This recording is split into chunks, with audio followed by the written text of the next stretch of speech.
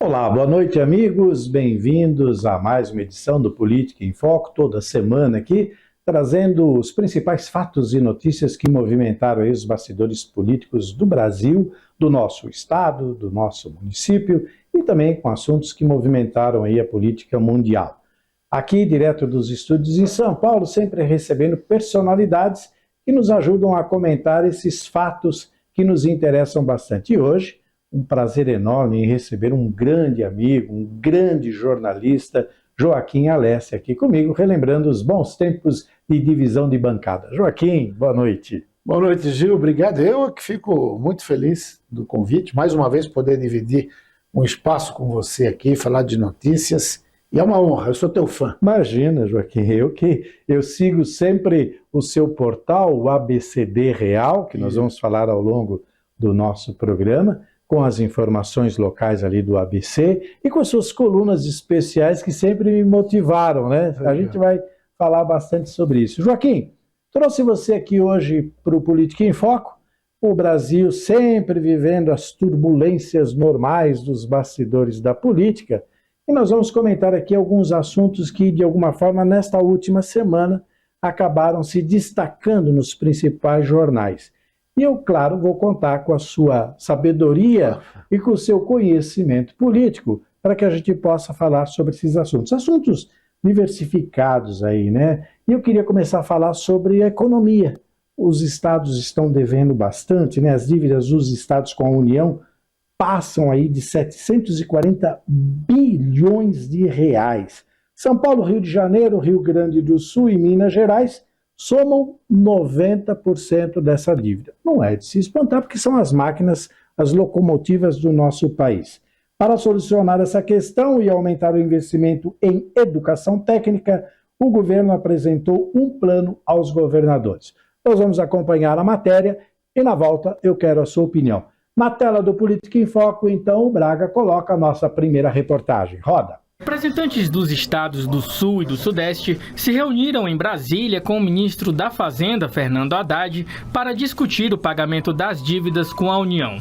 O plano apresentado pelo governo prevê redução dos juros em troca de investimento em educação. Uma redução da taxa de juros, que de fato é elevada, 4% acima da inflação. Para um ente federal é uma taxa elevada, reconhece-se isso. E a ideia é a contrapartida da redução do juros ser um investimento forte na juventude brasileira, em educação profissional. Obviamente que os governadores não foram convidados a aderir ao plano, eles foram convidados para construir o plano conosco. Chamada de juros por educação, a proposta é que os estados renegociem as dívidas com a União e apliquem o que for economizado no ensino médio técnico. O objetivo é triplicar o número de matrículas nessas turmas até 2030, ultrapassando 3 milhões de alunos. Se o estado aplicar metade do que for economizado com a redução dos juros, a dívida teria uma taxa de 3% ao ano, valor que pode chegar a 2% se o investimento for de 100% do que deixar de pagar de juros. E caso os estados participantes atinjam as metas de expansão de matrículas até 2030, a taxa reduzida passaria a ser permanente. Além de aliviar as contas estaduais, o governo espera dar um salto no ensino técnico e se igualar a nações desenvolvidas. Hoje, o Brasil tem 15% de matrículas na modalidade, ficando atrás de países da OCDE e também de Colômbia e Chile, por exemplo. A gente tem que louvar esse passo inaugural que a gente está dando. A gente tem um estoque de dívida que vem crescendo, isso vem subtraindo capacidade para fazer investimento. Vai haver uma atuação no juro atrelada a alguns compromissos interessantes que foram colocados hoje aqui. Ao avanço na proposta de formação e de qualificação profissional, para que a gente possa ter a juventude com mais oportunidades. Então, eu acho que este é um caminho importante que, com certeza, nos próximos dias e meses, nós chegaremos ao entendimento. Bom, Joaquim, nós estamos falando em 740 bilhões de reais. É uma cifra extremamente considerável. Por outro lado, a gente percebe que tem aí uma proposta boa, que é trazer novos profissionais, porque eu acho que o Brasil vive aí uma escassez de mão de obra técnica, faltam profissionais hoje. A gente vê os jovens hoje muito atrelados a esta máquina, que é o celular, mas não se vê uma pessoa técnica como a gente via no passado. Qual é a sua opinião sobre esse assunto? Você acha que é uma proposta boa do governo? Não tem a menor dúvida. E a prova de que a proposta é boa, Gil, é que a gente vê, falando bem da proposta, ao lado do ministro da Fazenda, o Fernando Haddad, que já foi ministro da Educação, então conhece bem essa área, e ao lado do ministro Padilha, governadores como o Tarcísio, exatamente, que politicamente é adversário do governo federal, o Renato Casagrande, do Espírito Santo. Então, se você vê governadores de posições tão díspares assim, apoiando a proposta, é sinal de que ela tem um fundamento muito interessante. E é isso que o ministro Haddad fala. Outro dia eu conversava com o prefeito de Diadema e presidente do consórcio intermunicipal do ABC, que é o José de Felipe Júnior, e eles estão dentro do processo do consórcio com mais de 3.000 vagas de cursos profissionalizantes, técnicos, para os quais eles ainda pagam um auxílio mensal de R$300 nas 7 cidades do ABC, para que os alunos se formem, e ninguém procura isso. Então, é uma necessidade, é importante essa forma de reduzir os juros que o Estado vai pagar dessa dívida, e ao mesmo tempo é necessário que se faça uma ampla campanha. Você falou do ABCD Real, eu divulguei isso na semana passada, porque as vagas estão lá, nas escolas técnicas, nas FATECs, para que as pessoas se formem. Você falou de celular, também na tecnologia, TI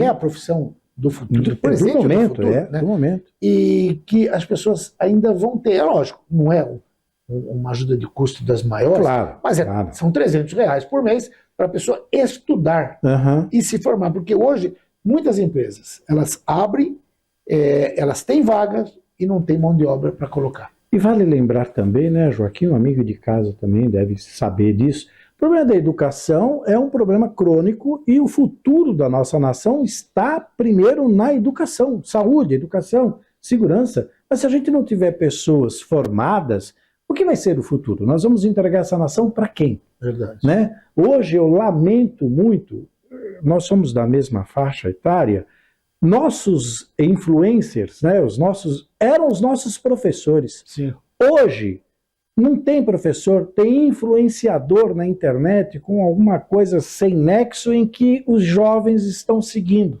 Verdade. Então é preciso que eles tenham um horizonte para que eles, olha, é aqui que eu vou, é aqui que eu vou ser. E vale isso que você falou, que você divulgou lá no ABCD Real.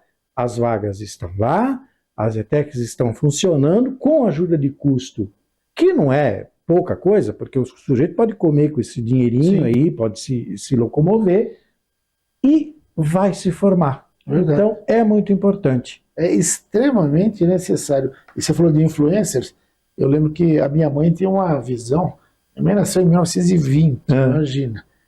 Se viva estivesse hoje, estaria com 104. 104. Ela sempre falava para mim, cuidado com as más influencers. Tá aí. E o que tem disso hoje é perder a mão. Mudando de assunto, vamos falar de outra coisa que é interessante, porque o Brasil se tornou um dos maiores produtores de grãos do mundo, alimentou parte do planeta e usou técnicas não muito legais, saiu da regra para poder fazer isso. E líderes indígenas, ativistas brasileiros foram até Bruxelas para pedir que a União Europeia inclua o cerrado na legislação que veda a importação de produtos resultantes do desmatamento. Especialistas alertam que o monocultivo já destruiu metade do bioma e esses ativistas lutam aí para que não se plante mais naquela região tanta coisa e volte à mata nativa, o que reduziria essa questão na economia. Com imagens da AFP, o Braga vai colocar na tela do Política em Foco mais uma reportagem para que depois o Joaquim dê a sua opinião e comente. Roda.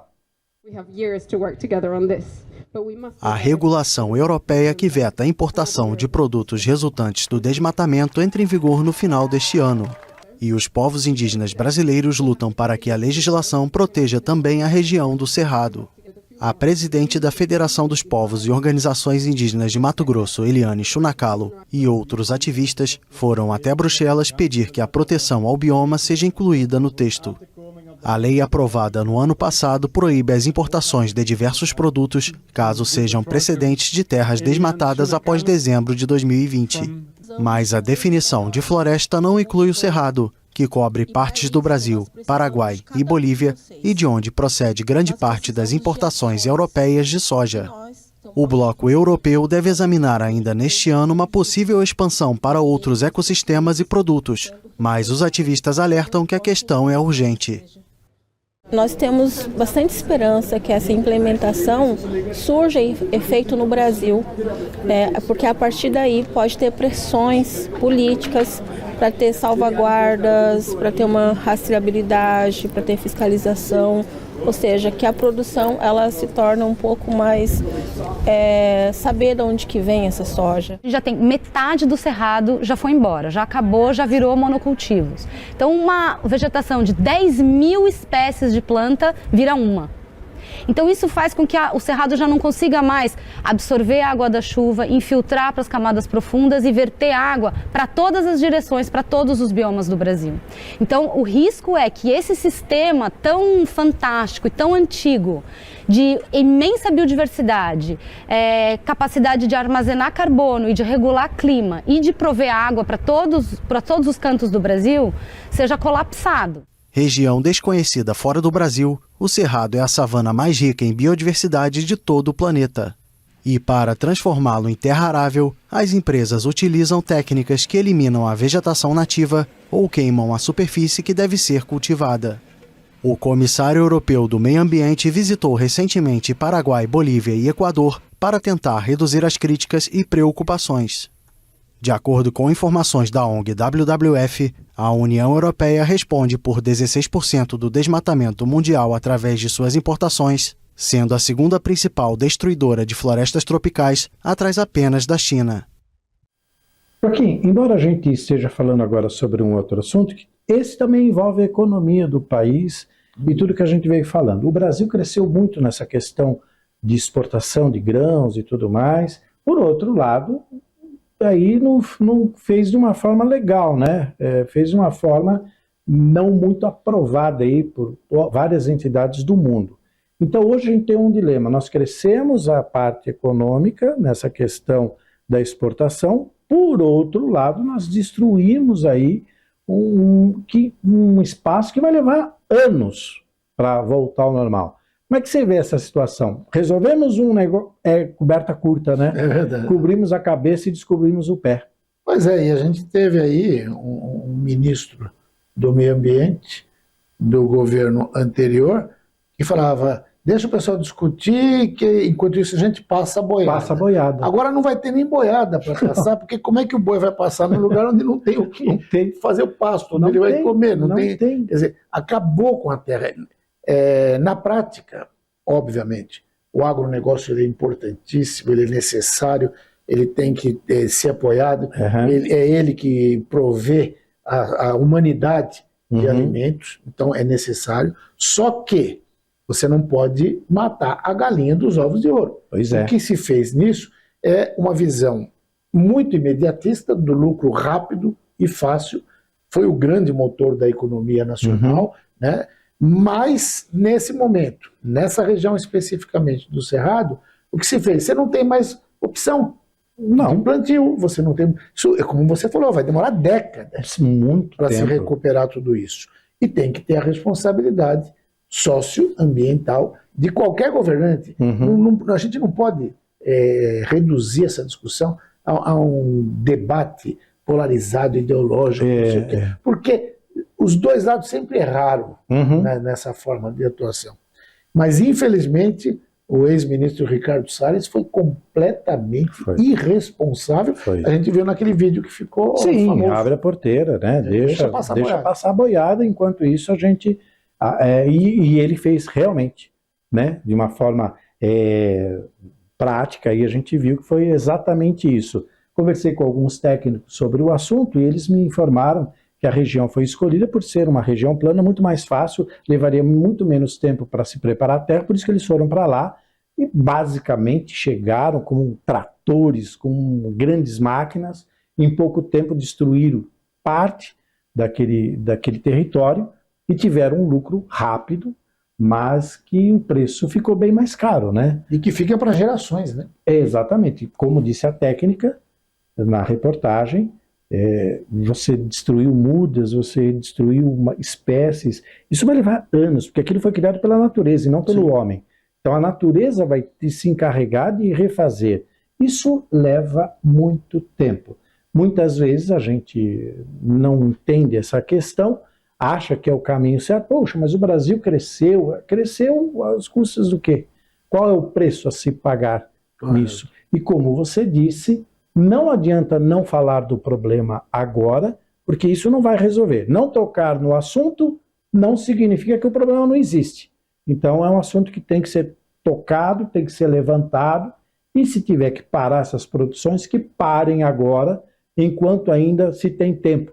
Levaríamos 30 a 50 anos para recuperar essa espécie que foi destruída em 4, 5 anos. Verdade. É uma conta desonesta, né? Muito desonesta. 5 anos para você levar 50 para recuperar. Enquanto a gente teve um presidente chamado Juscelino Kubitschek, né, JK, que tinha como lema e fez 50 anos em 5, sim, aqui se destruiu 50 anos em 4. A gente deu uma invertida. Vamos falar de saúde, que é outro assunto que preocupa demais a gente, principalmente depois da pandemia, que o mundo viveu um colapso total e parece que a gente não aprendeu ainda algumas coisas. O legado que ficou da prevenção parece que no Brasil ainda está engatinhando.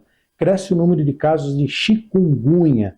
O Brasil ultrapassou a marca de 2 milhões de casos de dengue só neste ano. Com o mesmo mosquito transmissor, o número crescente de pessoas infectadas por chikungunya também acende um alerta. Sem um controle efetivo do mosquito, os casos da doença podem aumentar ainda mais em 2025. Os municípios sofrem porque não estão recebendo as doses de vacina, as campanhas não estão sendo efetivas, as pessoas não estão colaborando, mantendo ali o criadouro do mosquito, assunto seríssimo que a gente vai discutir. Com imagens da TV Brasil, o Braga coloca na tela do Política em Foco uma reportagem sobre saúde. Roda.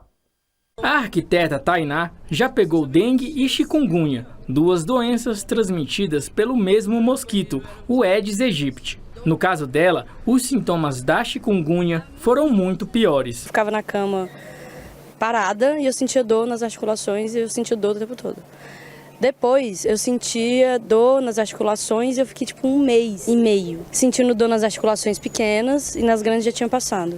Não é só a dengue que preocupa este ano. Em menos de 3 meses, já são mais de 97 mil casos de chikungunya, bem mais da metade do registrado em todo o ano passado. Até agora, 36 pessoas morreram por causa da doença e mais de 70 mortes estão em investigação. Os sintomas são parecidos com os da dengue, com febre e dores pelo corpo, mas no caso da chikungunya, a chance de morte é maior e as dores nas articulações podem se estender por meses e até anos. Cerca de 30% dos casos vão ter dores articulares, dor nas juntas, né, nas articulações do corpo, por até 6 meses, e ainda 30% desses vão ter dores articulares por períodos ainda maiores. Então ela gera um peso sobre o sistema de saúde que vai exigir do sistema de saúde fisioterapia, acupuntura, psicólogos para lidar com essa consequência. Segundo o sanitarista, como o número de infectados por dengue em 2024 foi muito acima da média, a expectativa é que a chikungunya predomine no ano que vem. O desafio que nós temos é como sociedade exercer a pressão no momento certo. Por quê? Porque muitas vezes o número de agentes de endemia aumenta no momento da epidemia. Então eu vou mitigar, eu vou reduzir o impacto da epidemia. Mas o momento certo de ter um volume grande de agentes de endemia é no final do inverno, para que no começo das chuvas eu consiga remover todos os criadouros e assim eu não aumente muito a população do vetor do Aedes aegypti. Joaquim, mais um assunto para a gente discutir. A gente veio, como a gente falou, da pandemia e a gente ficou extremamente preocupado à época como fazer para não deixar isso voltar a acontecer, e hoje a gente tem outro desafio. Um pequeno mosquito que está trazendo um infortúnio aí muito grande para todo mundo. Dizem que a gente não deve ter, a gente tem que ter muita consideração com quem é família de sangue. O mosquito tem o sangue da gente, a gente odeia. É verdade. Então, nem todo parente a gente deve ter tanta consideração. Esse mosquito tem o nosso sangue e olha o que ele está causando aí para a gente. É alarmante, porque os municípios não estão recebendo as doses das vacinas. O Ministério da Saúde está com uma verba gigantesca e ainda não distribuiu para os municípios. E a gente vive uma crise no Ministério da Saúde, né? O ministro está sofrendo, tem gente já de olho, querendo voltar, verbas da saúde continuam sendo controladas por grupos anteriores. Enfim, o que a gente tem para falar sobre esse assunto? Pois é, você que é do interior também, né? Antigamente a gente perguntou qual é o mosquito. Aí, no caso não é o da dengue, não é o Aedes, não. O mosquito hoje é político. Político, esse é um inseto, né? Esse é o grande problema, e a gente vê a ministra Nízia Trindade, que é uma técnica. Sim. Né? Podia até haver uma discussão na internet, porque o Carlos Alberto Sardenberg resolveu escrever que ela é uma grande técnica e massacrar. Ele recebeu massacre do que se chama de direita, de esquerda. Acho uma bobagem agora de direita e esquerda. Mas assim, o que seria direita e esquerda foi massacrado por todo mundo. E o pessoal, quem é a Nízia? É uma socióloga. Eu lembraria, eu concordo com o Sardenberg, quando ele disse que o José Serra foi o melhor ministro da Saúde que a gente teve. E foi mesmo. Foi o cara que teve coragem de enfrentar os grandes laboratórios e derrubar a patente, para trazer um remédio genérico. Exatamente. Foi graças ao Serra que a gente teve um combate efetivo à AIDS.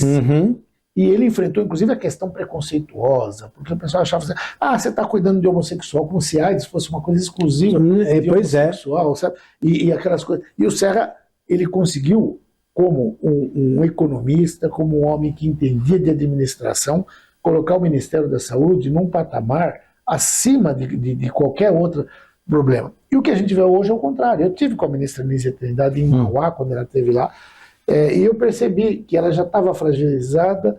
Por quê? Porque ela é técnica, ela é Fiocruz, aquela coisa toda. Teve um papel preponderante no combate à questão da pandemia, quando muita gente quis falar contra a vacina, as bobagens todas que a gente viu. Ela foi fundamental. E aí o que acontece? Hoje ela está sendo fritada dentro do próprio governo, dentro do próprio partido, aqueles chamados companheiros, né? Gente querendo, você falou mesmo, gente querendo voltar, gente querendo assumir o controle dessa verba, que é a maior verba do governo, né? Nas prefeituras, você falou que... Todas as esferas. Eu tenho conversado muito com alguns secretários de saúde, e eles reclamam disso, de não receber a vacina, mas ao mesmo tempo também precisa puxar a orelha, porque outro dia eu conversava com um secretário de saúde, não vou citar porque eu não pedi autorização para ele, não foi uma entrevista, foi um bate-papo, mas ele falou, não, mas agora daqui a pouquinho já vem o frio, acaba isso, então não tem problema, não precisa... Não, nós temos muito, você falou, 2 milhões de casos aí. É muita coisa. É chikungunya, é dengue, os sintomas são parecidos, a gente tem... As sequelas. A vacina da gripe agora chegou, a gente até aproveita, desde segunda-feira passada, o pessoal deve se vacinar, não tem esse problema de que vai virar jacaré, não vai acontecer nada disso, pelo contrário, é uma imunização. A gente está vendo hospitais públicos e hospitais particulares já com um número acentuado de pessoas com dengue, com chikungunya, com pneumonia. Então é complicado, então as pessoas têm que se cuidar. Cabe ao Ministério da Saúde organizar tudo isso, cabe repassar as vacinas para os municípios para que eles promovam a vacinação, mas cabe também aos prefeitos, né? Esse ano é ano de eleição municipal, ano de reeleição para aqueles que podem, ano de eleição dos aliados para aqueles que querem fazer os sucessores, eles têm que cuidar da população. E a gente está vendo um certo, eu diria até um certo desleixo por parte de muitos administradores, sejam eles prefeitos, secretários de saúde e do próprio Ministério da Saúde, da Secretaria de Saúde do Estado, que tem que trabalhar mais efetivamente. A gente não vê campanha efetiva né, de gente falando para se vacinar. O mosquito é pequeno, mas o estrago é gigantesco. E também, principalmente, a conscientização da população na questão de, como você disse, vai tomar a vacina da gripe, que é extremamente importante. Cuida do quintal da sua casa, com o vasinho de planta, com a piscina descoberta, com aquele pneu velho, com aquela garrafa. Se cada um fizer um pouquinho, a gente vai conseguir resolver essa questão, não só jogando a responsabilidade para o governo, mas também fazendo a nossa parte. Mas o governo também tem uma responsabilidade muito grande, principalmente as prefeituras que recebem, sim, a maior verba que toda prefeitura recebe é para a saúde. Alguns prefeitos utilizam parte para a saúde e usam para outras coisas e vão deixando, como você disse, não, daqui a pouco chega o frio. Aí não é assim. Não, e o que você vai fazer com aqueles 2 milhões de casos que você tem lá? Verdade. Com sequelas, internados, o sistema público já é caótico, não tem dinheiro, não tem leito e você fica sobrecarregando cada vez com alguma coisa diferente. Joaquim, vamos fazer o seguinte, vamos tomar um café? Opa! Aí a gente vai comentar um pouquinho mais no nosso intervalo. O amigo de casa aproveita e vai tomar um cafezinho também e na volta você vai falar do ABCD Real com as notícias do ABC. Jogo rápido, a gente vai para um café e já já a gente volta aqui com o Política em Foco, hoje recebendo o grande jornalista Joaquim Alessi. Eu já volto, não sai daí.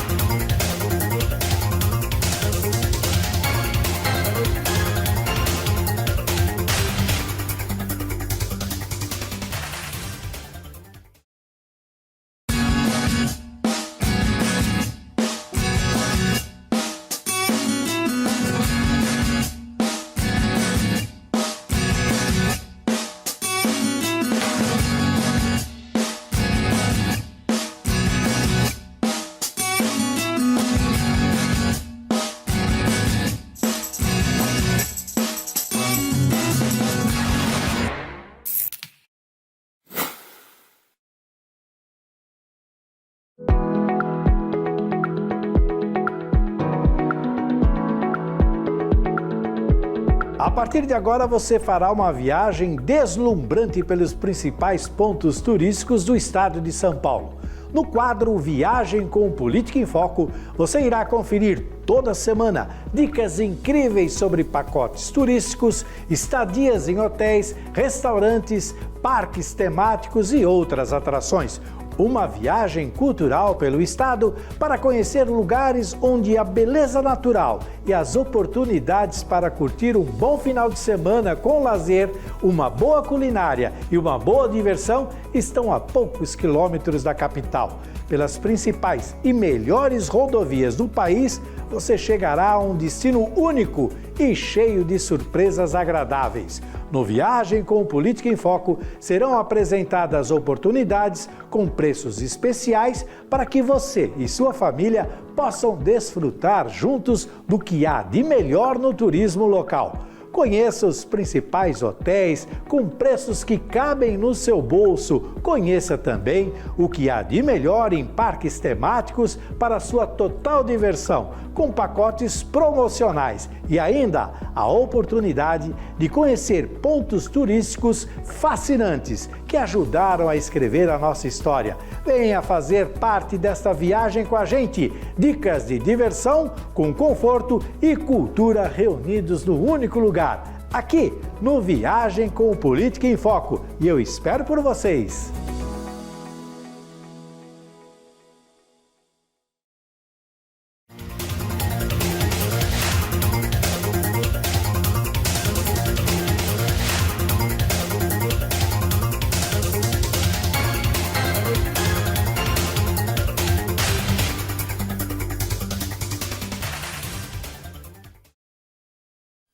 Muito bem, de volta aqui com o Política em Foco, aqui nos estúdios da Demais TV em São Paulo, recebendo o grande jornalista Joaquim Alessi, que já falou bastante aí no primeiro bloco sobre diversos assuntos de seu interesse que movimentaram os bastidores políticos dessa semana. Joaquim, vamos falar do ABCD Real? Como é que está o portal forte? Você que quer ficar bem informado sobre tudo que acontece ali no ABCD e também no Brasil, deve acompanhar o portal do Joaquim. Como é que está indo o portal? Não, graças a Deus está indo muito bem, 18 anos já no ar. Puxa vida! E muitas informações, com alguns articulistas também importantes. Você estava falando disso, eu estava lembrando que eu acabei de publicar, antes de vir para cá, uma crônica todas as segundas e sextas-feiras. Até convido os telespectadores para que leiam no ABCD Real. O grande compositor, músico, escritor, meu irmão Guarabira, da dupla Sai Guarabira, ele escreve muito bem. Sim. Ele está republicando algumas crônicas do livro dele, Teatro dos Esquecidos, que eu tive a oportunidade e o prazer de escrever o prefácio. E tem crônicas maravilhosas e cada segunda e sexta-feira ele pega uma, pinça, ele publica a crônica, escolhe uma música que tenha a ver com o tema da crônica, também publica a música, a pessoa pode ouvir enquanto está lendo, tem lá as informações. Hoje, a gente está gravando aqui 1º de abril, né? Não é mentira. Eu até pedi para ele escrever uma crônica sobre verdades e mentiras, porque eles têm uma música chamada Verdades e Mentiras, que tocou na novela Rock Santeiro, e que eles falam disso, né? É sua inimiga a verdade, às vezes é sua verdade, é mentira, alguma coisa assim. E ele brinca com essa questão de verdade ou mentira. Tá muito legal, até convido o pessoal. E tem outras para ler. Também escreve para a gente a Marli Gonçalves, sócia e parceira do saudoso Carlinhos Brickman, nosso amigo de sempre, que nos deixou aí o ano passado. Mas a Marli também escreve maravilhosamente bem. E eu brinco de vez em quando lá de dar os meus palpites lá. Eu gosto. Você mantém ainda aquela coluna da língua? Português? Não com a mesma constância que quando a gente fazia, que era praticamente diário. Mas agora, quando pinta alguma coisa, eu escrevo, porque eu sou muito chato com a língua portuguesa. Eu já nem sei mais se eu sei falar e escrever, porque eu escuto tanta coisa. A leitura que nos enriquece no vocabulário. Mas eu tenho lido tanta coisa errada que eu já não sei se eu estou certo ou estou errado. E está cheio de professor de português por aí, dizendo que a língua é viva, então o povo começa a falar errado, a gente tem que respeitar como eles estão. De jeito nenhum, pelo contrário, a gente tem que educar. E a língua portuguesa é tão linda, tão maravilhosa. Tem tanta coisa boa para falar. Por que falar errado? Né? Às vezes eu recebo mensagem no WhatsApp que eu levo meia hora para traduzir. O Google podia lançar um tradutor de WhatsApp, porque é TB, FDP, um monte de coisa. Um monte de coisa que vão colocando lá. Outro dia eu recebi bom final de semana. Levei uma semana para ver o que era. Passou o final de semana. Eu não sabia o que era. Me desejaram alguma coisa que eu não sabia o que era. E as pessoas às vezes esquecem, por exemplo, de colocar uma interrogação. Vírgula. Ela está perguntando e você acha que ela está afirmando. Está afirmando. Porque ela não colocou o sinal da interrogação na frente. É complicado. É complicado. abcdreal.com.br, vai lá, acessa. Todo dia o Joaquim mantém o portal atualizadíssimo com as informações, principalmente para você que é do ABC, nossa emissora, nosso programa chega na região do ABC, então fique muito bem informado com o Joaquim Alessi. Vou falar agora de um assunto que incomoda muita gente, aposentadoria. Dado que saiu essa semana, hoje saiu, que é lamentável, né? O número de aposentados hoje é 3 vezes maior do que o dos contribuintes. A aposentadoria, de novo, vai entrar em colapso. Não bastasse isso, está tendo mais um golpe na aposentadoria. O aposentado que tem lá o seu dinheirinho pequeno, suado, que ele demorou para conseguir, não basta os golpes com os empréstimos consignados, que muita gente caiu.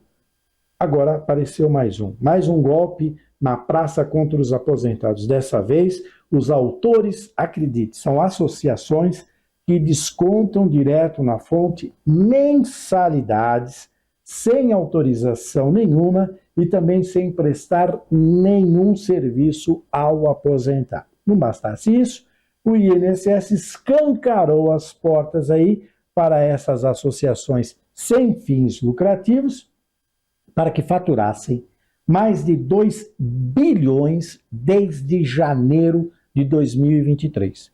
Então, em um ano e 4 meses, eles faturaram 2 bilhões de reais. Vamos acompanhar um vídeo agora do Dr. Antônio de Pádua Saraiva, do portal A Voz do Consumidor, que ele é especialista em direito do consumidor, com dicas e também com alerta sobre esse golpe. Na tela do Política em Foco, então, o doutor Pádua, do portal A Voz do Consumidor, fala sobre esse assunto. Roda. Olá, meu amigo, minha amiga, aposentado, pensionista do INSS. O recado de hoje é especialmente dirigido a você. Segundo um levantamento feito pelo portal Voz do Consumidor, existem hoje no Brasil cerca de 30 entidades que se definem como associações de mutualística, entidades supostamente defensoras dos direitos dos pensionistas e aposentados do INSS. Na verdade, trata-se de associações que têm um único objetivo: receber mensalidades através de desconto no contra-cheque do aposentado, sem prestar serviço algum. E o que é pior, os aposentados, os pensionistas do INSS, acabam não percebendo que estão sofrendo tais desconto. Por quê? Na maioria das vezes, eles têm mais de um desconto proveniente de empréstimo consignado, margem consignada, enfim, são vários descontos que acontecem mensalmente e o aposentado não percebe. Só vai perceber quando um belo dia ele resolve dar uma olhada no contra-cheque dele e percebe que foi descontado um valor lá a título de mensalidade ou outra rubrica, outro título qualquer.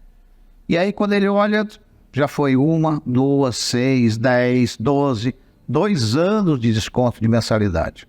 A boa notícia é que a Justiça tem reconhecido que se trata de uma prática ilegal, abusiva e tem dado grande causa aos aposentados e pensionistas. Se é o seu caso, corra, vá atrás de um advogado especialista em direito do consumidor, ele vai saber como te ajudar nessa situação.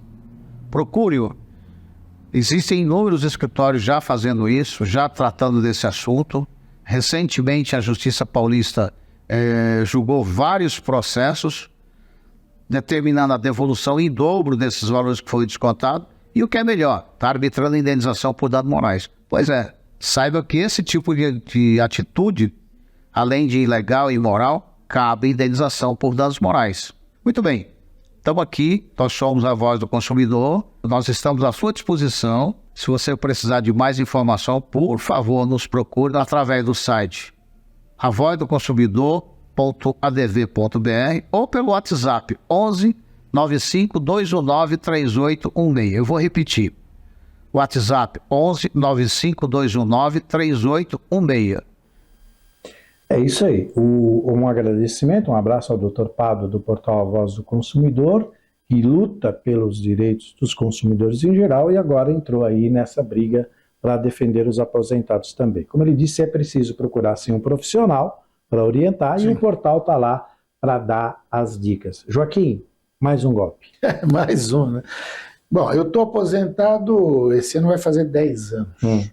Paga alguma mensalidade lá de 15, não. 12 reais? Mas o que eu recebo de ligação de gente dizendo, olha, aqui é da Associação dos Aposentados, não sei o quê, o teu cartão está aqui, mas não quero o cartão. Pois é. O cartão de associado é o cartão do INSS, o INSS que autorizou. O INSS não autorizou nada. Aliás, nem existe cartão de aposentado. Se quiser, você entra ali no Meu INSS e ali tem um cartão virtual que você deixa no teu celular, você pode apresentar, não tem problema. Ou seja, se ligarem dizendo o seguinte, olha, aqui é da Associação dos Aposentados, é picaretagem. Não existe. Agora, isso só existe porque eles têm o beneplácito ou a cumplicidade de gente de dentro do INSS. Porque eles têm todos os dados possíveis e imagináveis. Então aquilo vem de dentro do INSS. Sim. E há uma quadrilha que age. Eu tive um caso outro dia que eu conheci de uma senhora, ela, durante alguns anos, ela recebeu uma aposentadoria, aquele benefício de progressão continuada. Sim, sim. Que alguns advogados ligados a essa máfia de dentro do INSS inventaram para desviar dinheiro do Instituto. Só que aí abriram os processos contra essas pessoas que receberam. Você acredita que até hoje o INSS não foi atrás, mesmo sabendo onde está? Porque eles não têm interesse, porque vai pegar a gente lá de dentro. Lógico. Esse é o problema. Lógico. Então, eu sou obrigado a lembrar uma frase do dramaturgo alemão Bertolt Brecht, que ele dizia o seguinte, ele falava, qual é o crime de se roubar um banco diante do crime de se fundar um banco? E eu digo o seguinte, qual é o crime de se fazer isso com o INSS quando o INSS faz isso com você? Porque é um absurdo. Pois é. E há muito tempo eu entrevistei o presidente do Montepio, da família militar, que era uma previdência privada. Sim. Né? E ele me falou, Olha, por incrível que pareça, eu sou presidente de uma previdência privada, mas é muito melhor ou menos pior você contribuir com a previdência oficial do que com a previdência privada. Pois é. Então você, se correr o bicho pega, se ficar o bicho come. Na previdência oficial ainda você tem, com todas essas dificuldades. Você falou aí, hoje você tem 3 vezes mais de gente recebendo do que gente arrecadando. E com um salário mais baixo. Sim. Então a arrecadação não chega. Mas se o governo impedisse essas fraudes, esses golpes, essas quadrilhas que agem dentro do INSS, com certeza sobraria dinheiro para pagar e pagar muito bem o aposentado. Joaquim, se não bastasse essa droga que é a aposentadoria, tem outra droga aí que está deixando todo mundo de cabeça quente. E tem aí a PEC sobre as drogas, que é o nosso próximo assunto. Essa PEC foi aprovada na Comissão de Constituição e Justiça. Antes de chegar ao plenário, ela precisará ser votada em 2 turnos, após 5 sessões de discussões. E posteriormente será analisada ainda pela Câmara dos Deputados. Ela prevê a criminalização de porte e posse de drogas ilícitas em qualquer quantidade. Sem esse papo de falar que é para consumo ou é de venda e tudo mais. Foi pego com droga, é crime. É isso que eles estão tentando. Com imagens da TV Senado, nós vamos acompanhar no Política em Foco mais uma reportagem que o Braga coloca no ar. Roda. Colocar na Constituição Federal, que já foi remendada 132 vezes, que portar substância entorpecente para uso próprio é crime.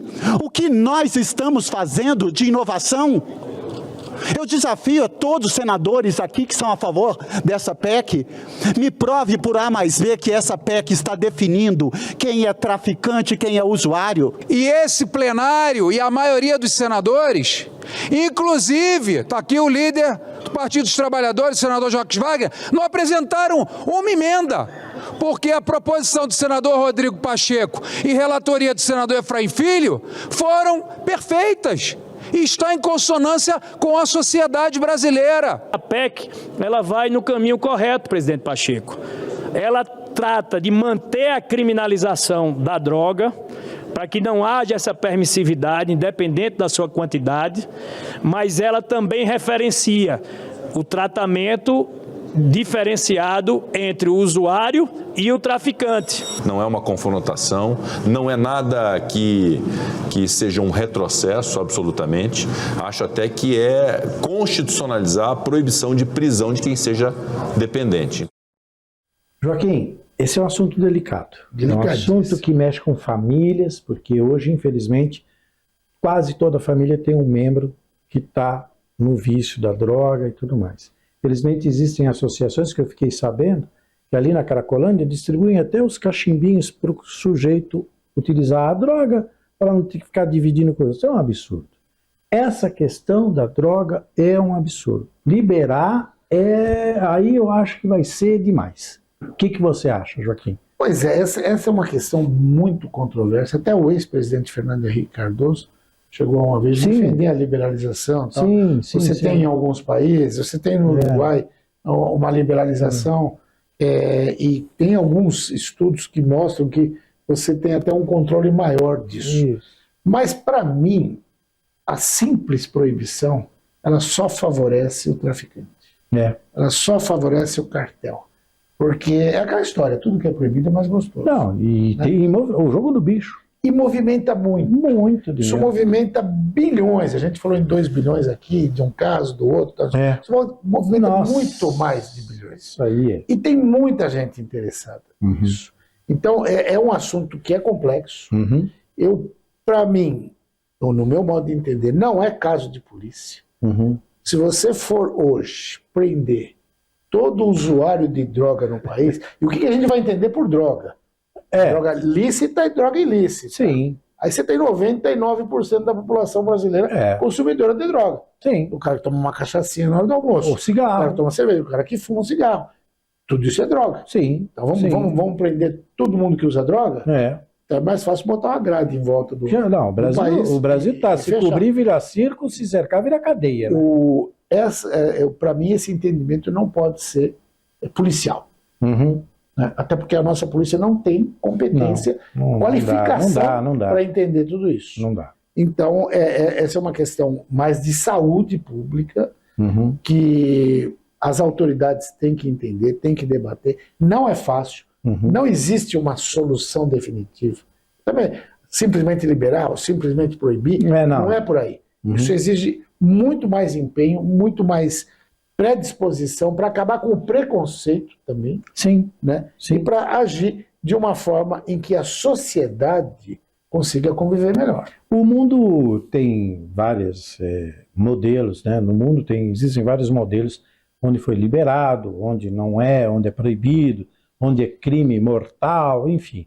Eu acho que vale a pena, como você disse, estudar todo esse cenário. Cada país, cada região, cada sociedade tem um tipo de entendimento sobre isso. Claro, não vai querer fumar maconha lá nos Emirados Árabes que você vai perder a boca. Né? A gente viu um caso agora, até curioso, na final do Campeonato Pernambucano, o cidadão entra no meio do campo e vai fumando com tranquilidade. Tava zen total, né? A polícia nem foi agressiva com ele, nem nada. O cara tirou, o cara voltou. Não. E estava com a garrafinha de loló, né? Ele estava em Nárnia, ele não estava nem na Terra. Mas é um assunto complicado. E mais uma vez eu falo, não tocar neste problema não significa que ele não existe. Sim, existe e tem que ser entendido. Tem que ser entendido. Vamos para o próximo assunto, ainda falando sobre segurança. Câmara aprova projeto sobre a tal saidinha. A partir de agora, o benefício da chamada saidinha será apenas para detentos do regime semiaberto que cumpram atividades escolares, como, por exemplo, cursos profissionalizantes e supletivos. O texto segue agora para a sanção presidencial. Em mais uma reportagem da TV Brasil, a gente roda aqui no Política em Foco sobre esse assunto e na volta o Joaquim Alessi comenta. Roda. Com a proposta, o benefício da saída temporária será concedido aos detentos do regime semiaberto somente se for para cumprir atividades escolares, como cursar supletivo profissionalizante, ensino médio ou superior. Atualmente, a lei permite que os detentos saiam temporariamente 4 vezes por ano, durante até 7 dias, para visitar a família ou participar de atividades que ajudem no retorno ao convívio social. O projeto ainda prevê que a progressão de regime de fechado para semiaberto dependerá de exame criminológico, além de bom comportamento e cumprimento mínimo da pena no regime anterior. O semiaberto é aplicável para quem recebeu penas de 4 a 8 anos. É possível fazer cursos ou trabalhar durante o dia, regressando para a unidade prisional à noite.